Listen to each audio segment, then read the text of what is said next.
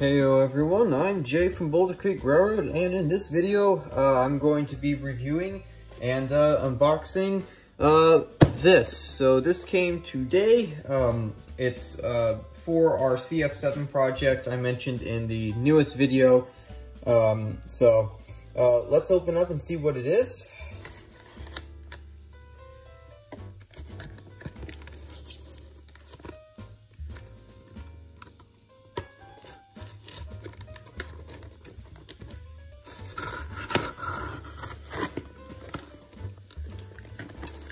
Alright, looks like we got some stuff here from the website I purchased it from. So, some packaging stuff here to get all this out of the way. Oh, here it is. Alright. So, here it is. It's a Atlas GP7. This is the, I believe it's the older GP7 from the 90s, I'm pretty sure.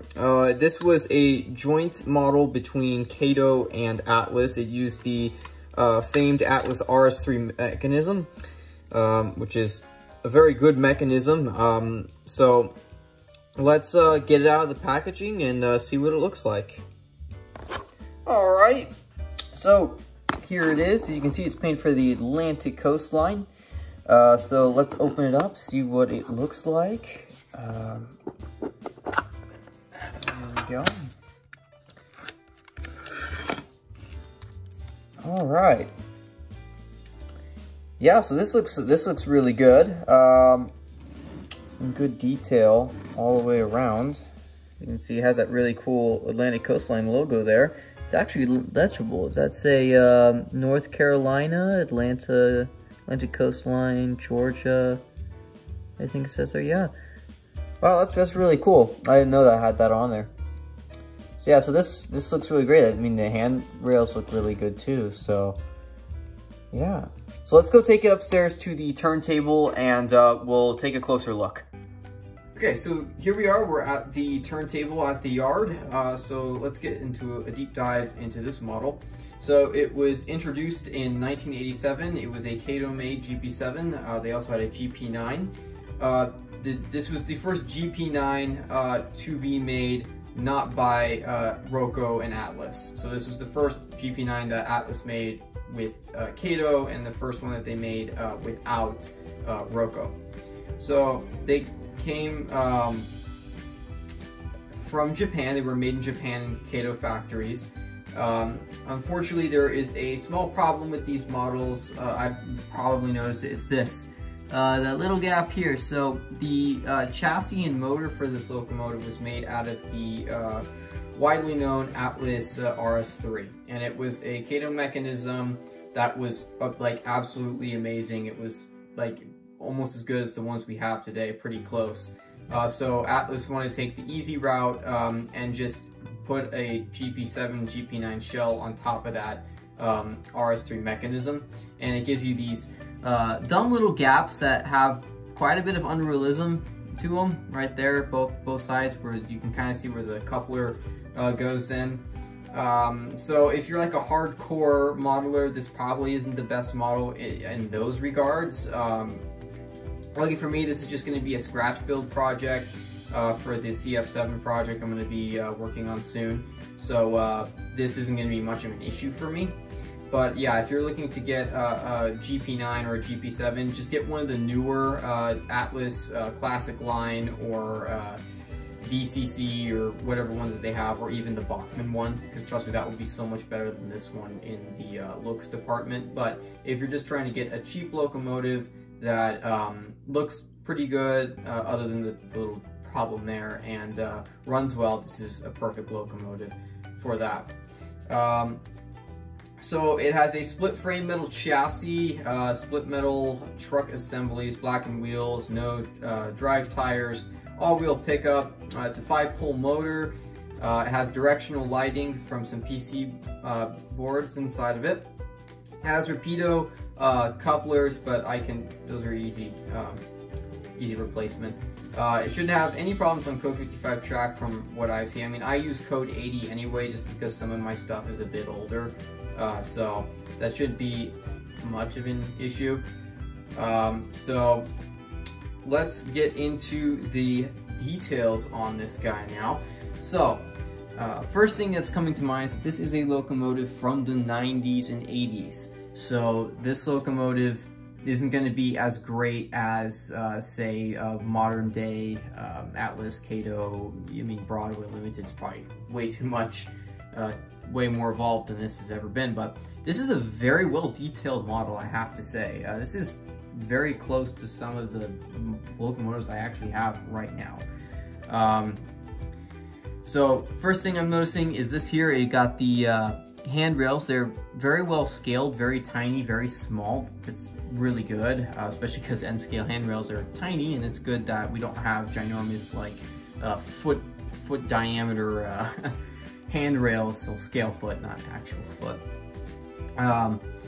We have the cab here. Looks like we've got some window glazing, which is nice. The paint is all legible. It says Atlantic Coastline. The yellow line looks, the two yellow lines look really good. So does the numbering 109, looks really nice. Looks like we got some details here on the gas tank here.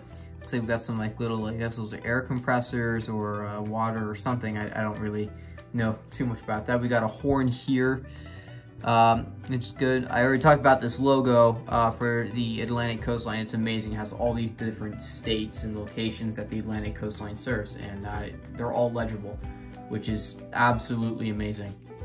The truck detail is really good. The vent detail is very, very good. It's not as good as like some of the vents we have today, but I have to say this is some pretty good vent detail, especially for a model of its age. So let's move on to the front of the locomotive. All right, so here we are at the front of the locomotive. So again, we have the really good looking handrails here, the Rapido coupler, some footboards. Looks like we have some lighted number boards. I didn't know this locomotive had lighted number boards. I don't think there's any writing on them, but it's just still a cool thing to have. Looks like we got some, we have the two headlights here, some handrails here. The steps leading up to the locomotive are great. So good front end overall. I do notice the paint is a little bit faded or dotty or splatty. They're not horrible. It's like not a consistent, like a little ghosted. I don't know what the term is for that, but a little faded, I guess, on the line. Not like the sides of the locomotive. Sides were very, very good, but this is just a little bit weird, but I think that's fine for this guy. I don't think that's going to be much of an issue, especially since I'm going to be repainting this anyway for the project. So, but yeah, so let's move on to the other side of the locomotive. All right, so here's the other side of the locomotive. Very similar to the side I showed you before. Just basically horn moved to a different location. Same really great Atlantic Coastline logo. Like lettering's pretty good. So all in all, this is pretty good on the look side. Let's see how it operates mechanically. All right, so here we are on the main line. I have not tested this locomotive. This is the first time it is going to receive electricity.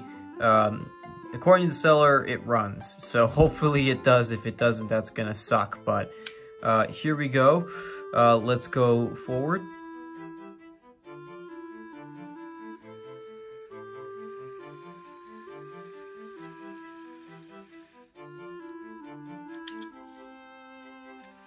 I am testing this on DC, by the way. This is not DCC.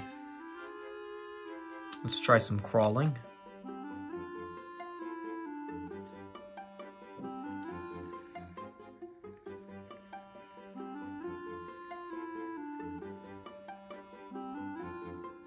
A little jerky, but not too bad. It's very quiet. I am noticing that. And it does sound like a Kato mechanism for sure.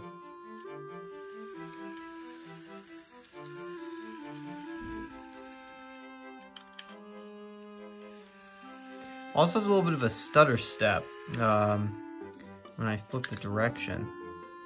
It doesn't start. It does, yeah, it does that little stutter. But overall, that's pretty good for this sort of locomotive. So let's get some cars and run it around the layout and see how well it does.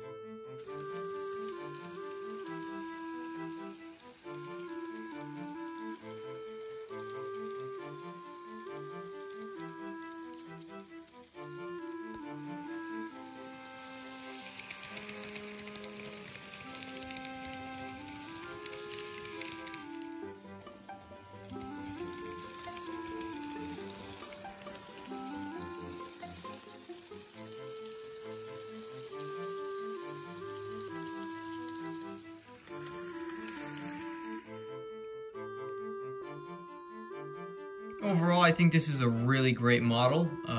Its operation is very good. Detail is very good. The only problem I have, well, I have two problems with it. It's the shell detail problem with the gap between the trucks and the steps for the platforms, and the small little stutter step. But other than that, I think this is an amazing model. If I was to rate it, probably an 8 out of 10. I'm just taking away a point because of the gap and a point because of the small little stutter step. And that stutter step might go away with a bit more operation. I don't know how often this thing has been run or last time it was run, so it's probably been a while, but it's running really good. So that concludes this video. Going over and reviewing this Atlas/Kato GP7 locomotive. Stay tuned for upcoming videos. I'll be taking this locomotive apart and starting the CF7 project, turning this locomotive into a CF7. So thank you for watching, and as always, happy railroading.